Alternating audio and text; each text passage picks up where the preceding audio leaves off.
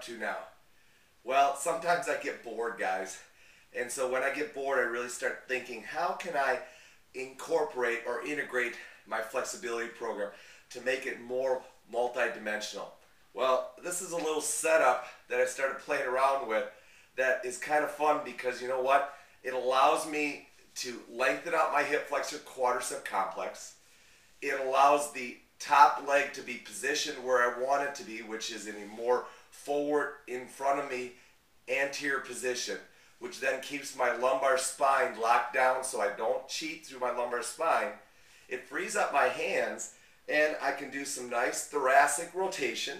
I can do some nice neurotension stretching of my hamstring and hamstring and posterior compartment on my left, and in the whole time, my anterior hip flexor quadricep complex is getting dynamically lengthened by being actively driven on my left leg or through my thoracic spine.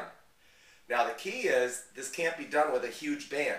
You can't go ahead and hook up a big green band with this and do it because you're going to create too much inhibition, and I've got a continual stretch on my right quadricep and hip flexor.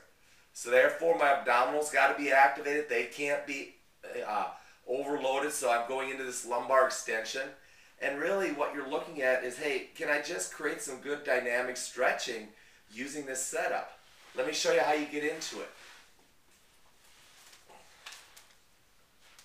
So you go ahead, and what I'm typically going to do is I'm going to go ahead and do my hamstring stretching like I usually do. Then what I'm going to do is just take the band and link it through and attach it to my foot. So now it's locked onto my foot.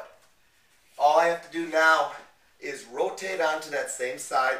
Notice I bring my leg between the band and my other leg and bring it up over top.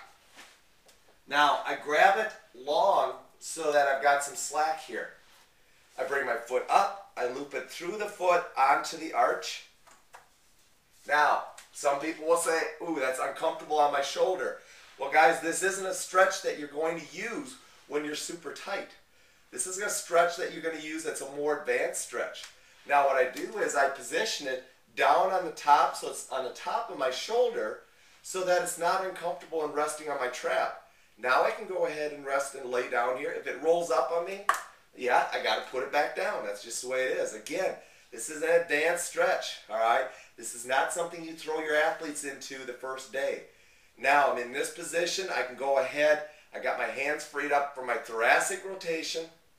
I can do my neurotension stretching on my left, and I'm also obviously stretching my quadricep hip flexor complex, but because I have a nice staggered stance, lumbar spine's not getting impacted, anterior hip is in good protection because I'm getting good knee flexion, a little bit of hip extension, a little bit of thoracic rotation, and you know what? You can actually put all three together.